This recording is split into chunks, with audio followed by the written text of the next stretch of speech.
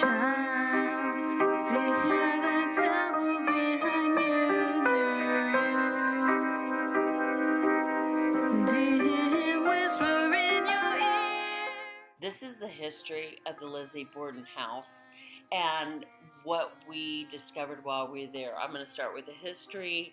History is that Lizzie Borden walked in the house, and according to her story, she found her father on the couch with several blunt force trauma injuries to the head. Later on, when they came to investigate the incident, they found her stepmother upstairs also with several blunt force trauma to the head. The father had taken 12 blunt force traumas to the back of the head. Stepmother had taken 13 blunt force traumas to the back of the head.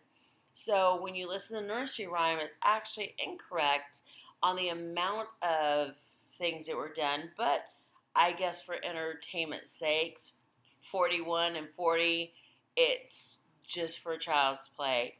But in our investigation, there really wasn't any child's play. Hope you'll enjoy our video. At this point during the investigation in the basement, our investigator, Sierra, she left her recorder down there by itself for Sierra to capture, and we got this voice come through when there was nobody else down there.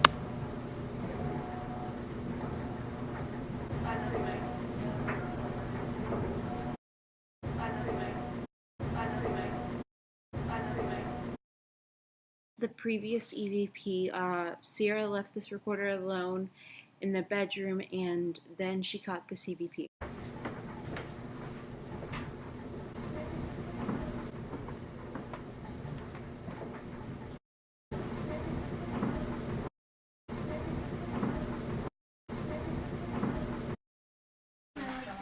Just make sure to have her in frame so it contrasts against something.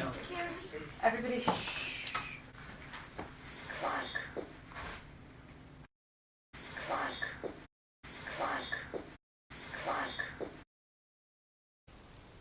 Are they whispering? Is this funny?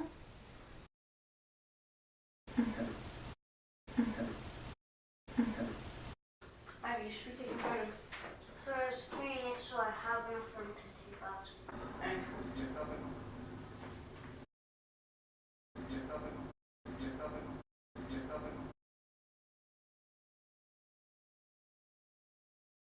Sierra over there, and she's putting down something that you can talk into. If you're not able to move the ball, that's okay. Maybe you could talk to us. Can you talk to us?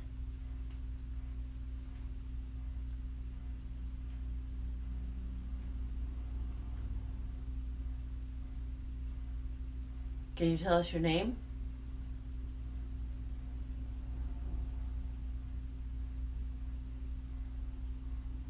I heard you call me Mom earlier.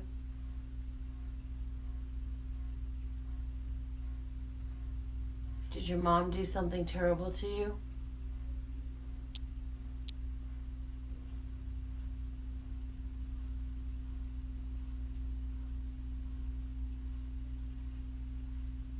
Can you tell me what happened with your mom?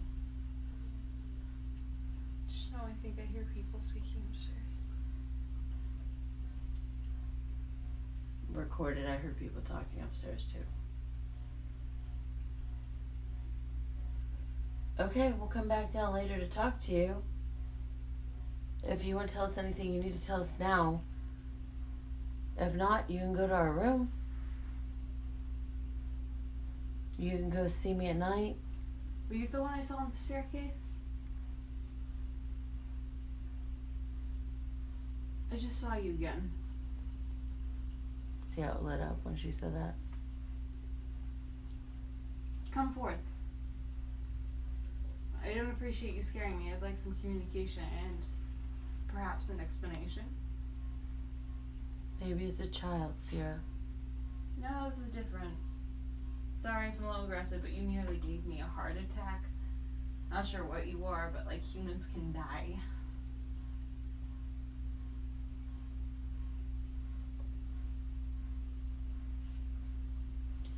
Alright, if you're not a child, I challenge you. If you're a child, Why does it please always know have to be that a I am a challenge? mother and I love you and I would care for you and I'd do anything. As Roxy challenges whatever entities in the basement, you can see this orange figure hovering above Sierra. It's actually to her right, and as she continues to challenge the figure, it becomes more pronounced. Oh, you don't want to see what we're seeing right now. Trust No, me. I think I'm seeing it. I am very uncomfortable. Come forward and show yourself to me. Oh my god, it's moving forward, isn't it? Isn't it? Oh yeah. Sweet baby juice, I believe in you, but I could use some gold. I do not give you permission to hurt anybody in this room. You will back off. Wait, I could you can be do quiet that for a to second? I'm you. hearing Stop. something.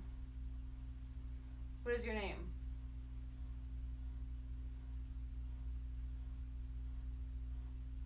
Can you move the planchette? Oh my god. Oh my god. Don't use that voice. I know it's not what you are. If you feel more comfortable, but I appreciate if you be honest. Sarah, I don't think this is good. Well, I'll be damned. Moldy basement doesn't sound like a good idea to begin with. At this point, the altercation between Roxy and the entity got a tad bit aggressive, so after this encounter, we decided as a team to go upstairs and investigate the maid's room. Join us to hear the personal experiences of those who are also staying at the Borden house that night. I'm Abby. I'm Maddie. And could you tell me about what you experienced throughout the night?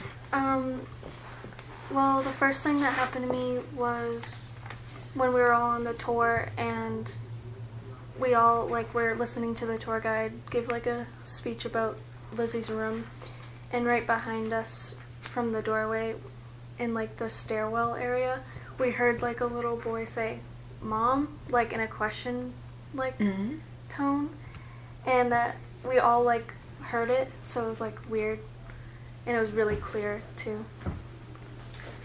And then the next thing that happened to me was when we came downstairs and we're doing the, you guys were doing the Ouija board thing and the lights were off, and me and Maddie saw, a mist, in the kitchen, the dining room area, and the REM pod was there, and whenever, the mist would be there for a while, and then that would go off, and that freaked me out. Well, and then when you and my mom and Sophie were in the kids' room, and you guys were talking, we heard you say something about, "That's so sad, sorry, I get really sympathetic," and then we heard, a little kid start crying, and we asked you about it. You said no one in there was crying, everyone was fine. You know, we were in that room, and you had told us to stay in there.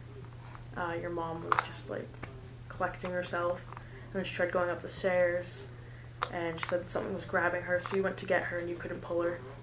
Mm-hmm. So we had to go out and help, and my mom was helping you, and she told us this morning that you could definitely feel something, grabbing pulling her back. back. And Yeah. Okay, good. Good I idea. was like, And then I didn't know what was happening either, and I pointed that thermometer thing. Mhm.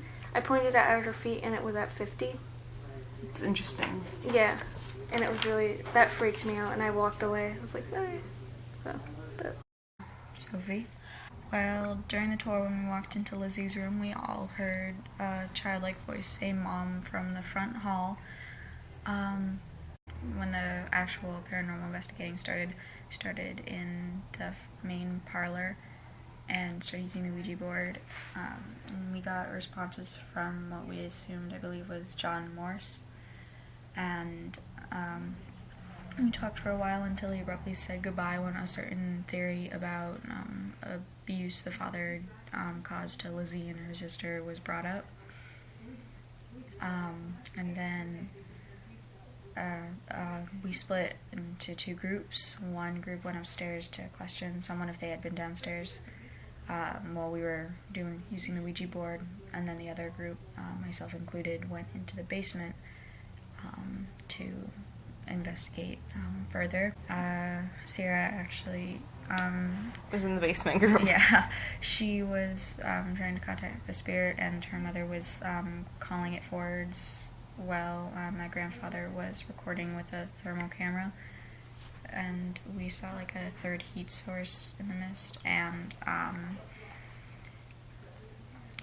Sierra's mom called it forwards, and then when it got very close to Sierra, her mom yelled at it to back off, and Sierra was scratched. The next big thing that happened was, as we were on our way up to the attic, Sierra's mother was choked or grabbed around the throat by something, and then pulled down the stairs by a force that none of us could really see. And after that, Sierra tried to talk with whatever entity or what was on the stairs, and that's where most of the paranormal stuff kind of slowed down and stopped. So some of the interesting things about the interviews that were mentioned that I would like to highlight upon is the fact that when we were doing the Ouija board session in the parlor room where Andrew Borden was murdered, as soon as we started asking questions about the theory that if the girls were ever sexually abused, that the planchette moved itself to goodbye. And later on, after Roxy had the altercation with the entity in the basement, she was then later dragged down the stairs, which it took 3 members to pull her back up. Thank you for watching this video, and if you have any questions about this investigation or other questions in general, contact us through our Facebook or go to our website to see our email and phone numbers you can call. Stay tuned for more videos, including the Lexington, coming up soon.